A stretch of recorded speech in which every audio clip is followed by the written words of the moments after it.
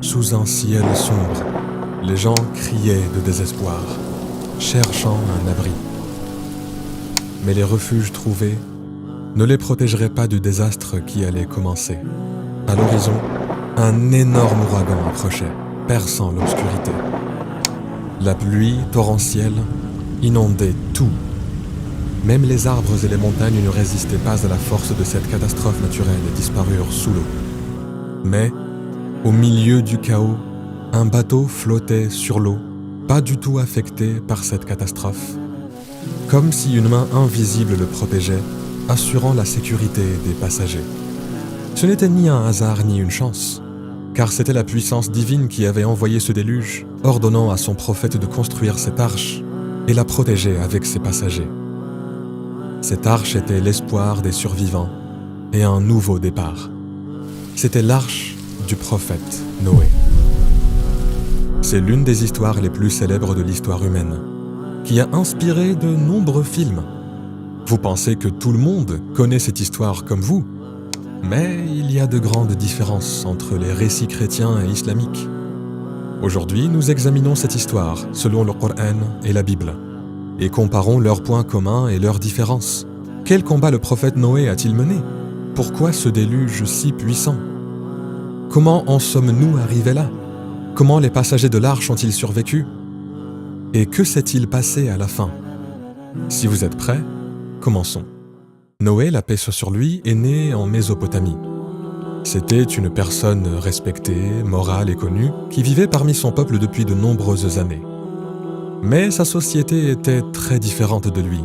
C'était une nation où les forts opprimaient les faibles, où une débauche sans limite régnait, où le mal et l'arrogance dominaient leur cœur.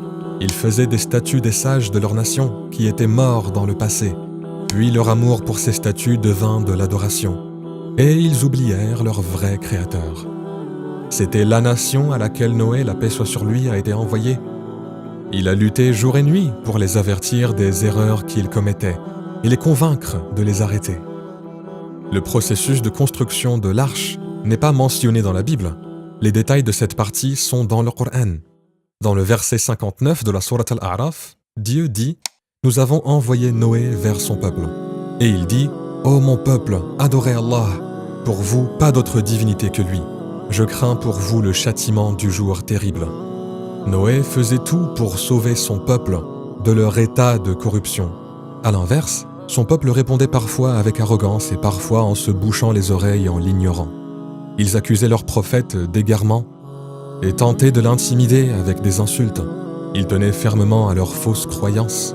Ils ont dit « N'abandonnez jamais vos divinités et n'abandonnez jamais Wad, Suwa, Yarout, Ya'ouq et Nasr. » Ils rejetèrent l'invitation de Noé, pensant qu'il agissait par intérêt personnel. Mais la réponse de Noé était claire. Et je ne vous demande pas de salaire pour cela. Mon salaire n'incombe qu'au Seigneur de l'univers.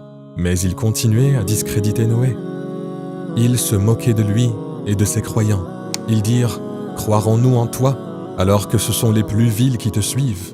Malgré les transgressions de son peuple, il restait compatissant et voulait les protéger du châtiment à venir. Cependant, seuls quelques-uns crurent en Noé, tandis que d'autres persistèrent dans l'égarement et l'oppression. La situation devenait insupportable. Avec le temps, il comprit que peu importe ce qu'il ferait, son peuple ne quitterait pas la voie de l'idolâtrie. En dernier recours, il appela son Seigneur et fit cette prière. Il dit « Seigneur, mon peuple me traite de menteur. Tranche donc clairement entre eux et moi, et sauve-moi ainsi que ceux des croyants qui sont avec moi. » Le prophète Noé, qui lutta pour son peuple pendant des années, qui ne les abandonna pas jusqu'à la fin, qui endura oppression et torture, attendait maintenant le jugement de son Seigneur. Quelle serait la décision de Dieu? Nous y arriverons. Mais avant de continuer, voyons comment cette partie de l'histoire est décrite dans la Bible. Noé était un homme juste, irréprochable parmi son peuple, et il marcha fidèlement avec Dieu. Noé engendra 3 fils, Sem, Cham et Japheth. La terre était corrompue aux yeux de Dieu et pleine de violence. Dieu vit combien la terre était corrompue, car tous les humains avaient perverti leur voie. Le Seigneur vit que la méchanceté des hommes était grande et que toutes les pensées de leur cœur se portaient uniquement vers le mal à longueur de journée. Le Seigneur se repentit d'avoir fait l'homme sur la terre et il fut affligé en son cœur. Selon la Bible, la chaîne d'événements qui a conduit au regret de Dieu a commencé lorsque des êtres appelés fils de Dieu voulaient épouser des femmes humaines. Lorsque les hommes commencèrent à se multiplier sur la terre et que des filles leur naquirent, les fils de Dieu virent que les filles des hommes étaient belles, et ils prirent pour femmes celles qu'ils choisirent. Avec ces mariages, le mal se répandit sur la terre et les humains devinrent oppresseurs. Alors le Seigneur dit, « J'exterminerai de la face de la terre l'homme que j'ai créé, depuis l'homme jusqu'au bétail, aux reptiles et aux oiseaux du ciel, car je me repens de les avoir faits. » Dans le Coran, il n'est jamais fait mention du regret de Dieu. En fait, cela est impossible, car le regret découle de faiblesses, comme les erreurs et l'incapacité de tout prévoir. En islam, Dieu est parfait. Ses défauts ne peuvent jamais lui être attribués. Enfin, après une longue attente, l'ordre de Dieu est arrivé. Alors, quel était cet ordre? Dieu dit à Noé, « De ton peuple, il n'y aura plus de croyants que ceux qui ont déjà cru. Ne t'afflige pas de ce qu'ils faisaient, et construis l'arche sous nos yeux et d'après notre révélation, et ne m'interpelle plus au sujet des injustes, car ils vont être noyés. » Dans la Bible, Dieu ordonna ainsi à Noé, « Fais-toi une arche en bois de cyprès. Tu la diviseras en cellules et tu l'enduiras de bitume à l'intérieur et à l'extérieur. Tu la feras ainsi, 300 coudées de long, 50 de large et 30 de haut. » Après avoir donné encore plus de détails sur le bateau, selon la Bible, Dieu dit, « Et voici que moi je fais venir le déluge, les eaux recouvriront la terre. Ainsi je détruirai sous les cieux tout être de chair animé d'un souffle de vie. Tout ce qui vit sur la terre expirera, mais avec toi j'établirai mon alliance. Toi tu entreras dans l'arche, et avec toi tes fils, ta femme, et les femmes de tes fils. » Selon la version chrétienne, les seuls humains à monter dans l'arche furent la famille de Noé. Mais dans la version islamique, même s'ils étaient peu nombreux, tous les croyants embarquèrent. Mais pas toute sa famille put monter à bord. Cela causa à Noé une des douleurs les plus intenses de sa vie. Noé, la paix soit sur lui, a commencé à construire l'arche sur l'ordre qu'il a reçu de Dieu. Lorsque les adorateurs d'idoles l'ont vu construire une arche, ils se moquèrent de lui. Ils disaient des choses comme « T'as arrêté d'être prophète pour devenir charpentier. Tu construis un bateau au milieu d'un désert. Comment vas-tu le faire naviguer ?» En effet, il n'y avait pas de mer là où Noé construisait l'arche. Alors comment le navire allait-il vraiment bouger? Noé n'a prêté attention à aucune de ces paroles et s'est concentré sur ce que Dieu lui avait ordonné. Il savait que son Maître, le Tout-Puissant, est capable de tout faire et qu'il ne reviendrait jamais sur sa promesse. Alors il a continué la construction. Puis lorsque notre commandement vint et que l'eau jaillit de la terre, nous dîmes « Charge dans l'arche un couple de chaque espèce, ainsi que ta famille, sauf ceux contre qui le décret est déjà prononcé, et embarque ceux qui croient. » Or, ceux qui avaient cru avec lui étaient peu nombreux.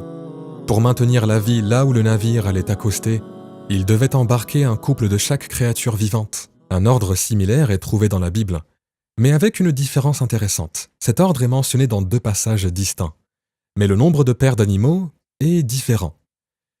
Tu feras entrer dans l'arche un mâle et une femelle pour qu'ils restent en vie avec toi. Mais au chapitre 7, l'ordre est différent. De tous les animaux purs, tu prendras 7 mâles et 7 femelles. Des animaux qui ne sont pas purs, tu en prendras 2, un mâle et une femelle. Et de même des oiseaux du ciel, 7 mâles et 7 femelles, pour que leur race continue à vivre à la surface de la terre. Dans le premier passage, une paire, dans le second passage, 7 paires. Noé a fait exactement ce que Dieu lui a dit. Le moment était enfin arrivé. Pour annoncer le déluge, Dieu fit jaillir l'eau de la terre. À ce moment-là, Noé avait 600 ans selon la Bible. Mais, selon le Coran, il était resté parmi son peuple pendant 950 ans. La Bible dit que c'était le 17e jour du 2e mois de l'année. Avec Noé, la paix soit sur lui, les croyants et les animaux en paire montèrent dans l'arche. Des nuages sombres apparurent dans le ciel, apportant une pluie incroyablement forte. Alors que l'eau commença à monter, le navire qui était sur la terre commença lentement à s'élever aussi. La nation de Noé, qui avait refusé de croire en lui et qui lui avait causé tant de tort pendant toutes ces années, réalisa qu'il était temps de payer pour leurs actions. Ils cherchaient à fuir, mais c'était en vain. Comme si le ciel avait été percé, l'eau dévalait et les sources de la terre faisaient jaillir toute leur eau. Dieu envoyait ce déluge sur une nation qui avait persécuté son prophète. Une nation qui n'avait pas changé d'avis pendant si longtemps. Cela deviendrait un exemple pour les générations futures. Selon la Bible, tous les fils de Noé étaient sur l'arche.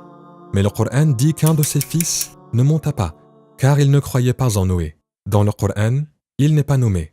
Mais leur échange est décrit ainsi. Et elle, l'arche, vogua en les emportant au milieu des vagues comme des montagnes. Et Noé appela son fils qui restait en un lieu écarté. « Oh mon cher fils, monte avec nous, et ne reste pas avec les mécréants. » Mais il répondit « Je vais me réfugier vers un mont qui me protégera de l'eau. » Et Noé lui dit « Il n'y a aujourd'hui aucun protecteur contre l'ordre d'Allah, sauf celui à qui il fait miséricorde. » Et les vagues s'interposèrent entre les deux, et le fils fut alors du nombre des noyés.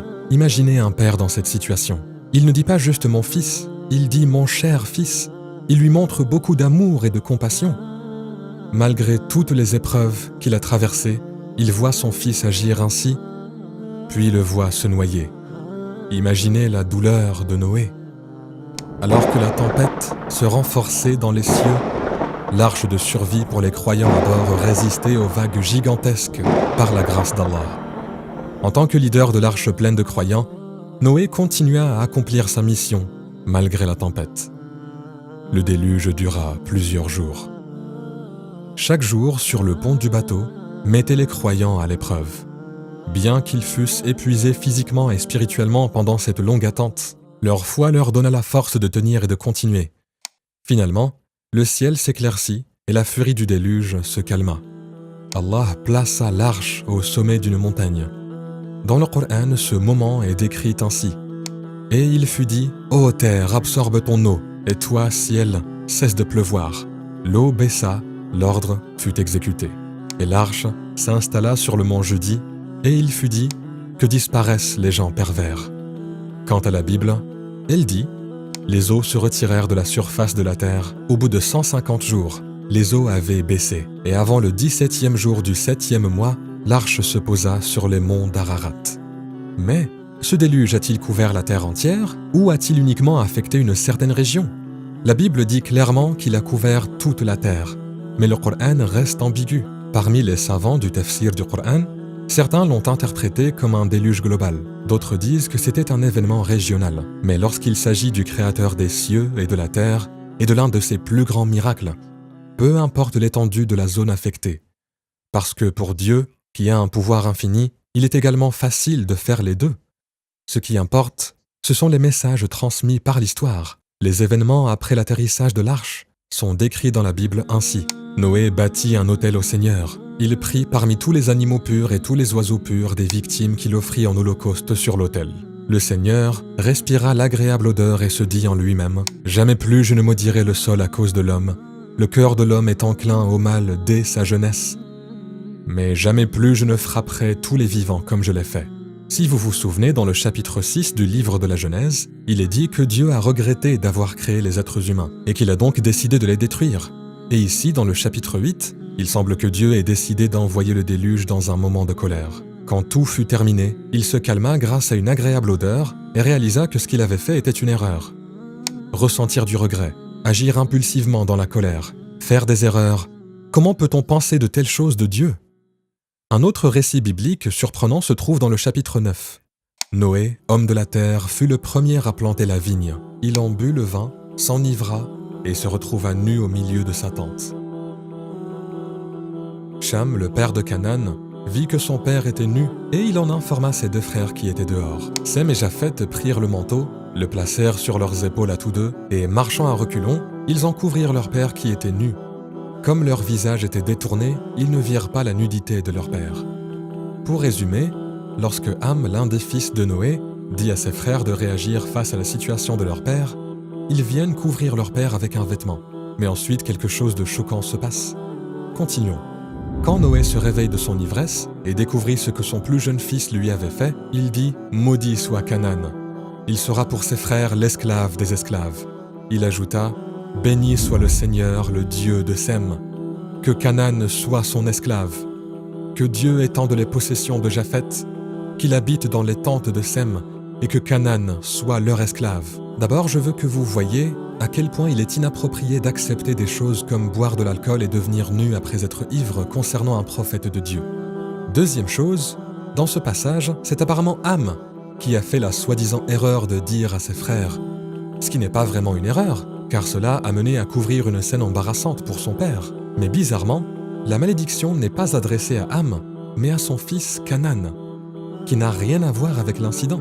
Cela n'a pas de sens qu'un prophète qui est censé être un modèle de justice fasse une telle chose, ou que Dieu veuille montrer cet acte comme un bon exemple dans sa révélation à l'humanité. Mais le pire, ce sont les événements que nous avons vus au Moyen-Âge liés à cette malédiction. Écoutez bien les mots. Maudit soit Canaan, que Canaan soit l'esclave de Sem, que Canaan soit l'esclave de Japheth. À partir du XVe siècle, une croyance s'est répandue selon laquelle cette malédiction est la cause de la peau noire. Ce passage biblique a même été utilisé pour justifier l'esclavage des Africains noirs. Cela semble difficile à croire, mais c'est un fait historique. Gomes Eanes de Azurara, un historien portugais, a écrit que les Africains enchaînés qu'il avait vus étaient dans un état misérable, à cause de la malédiction qui, après le déluge, fut lancée par Noé sur Ham, que sa race serait soumise à toutes les autres races du monde. Rien que de dire ces choses me met mal à l'aise. Ou Alexander Crummell, pasteur afro-américain et universitaire formé à Cambridge qui a écrit en 1862 « L'opinion presque universelle dans le monde chrétien était que les souffrances et l'esclavage de la race noire étaient la conséquence de la malédiction de Noé. » Bien sûr, cela n'est pas mentionné directement dans le texte biblique que la couleur de peau noire provient de cette malédiction. Les clergés chrétiens contemporains disent que c'est une interprétation complètement erronée, et on ne peut certainement pas juger une religion sur les erreurs commises par ses adeptes. Mais l'essentiel est ce que le texte religieux contient réellement. Ici, il s'agit du grand prophète Noé, qui a lutté sincèrement pour sa nation. Mais ce qui est décrit dans la Bible à son sujet n'est pas ce qu'on peut attendre de lui.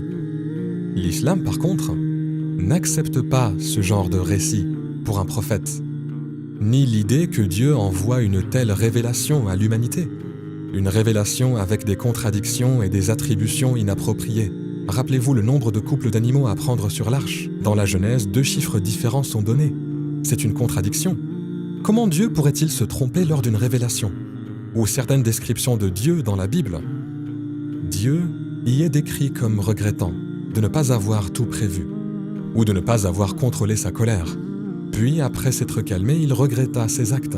Ces descriptions ne peuvent jamais convenir à Dieu, car il est exempt de toute imperfection.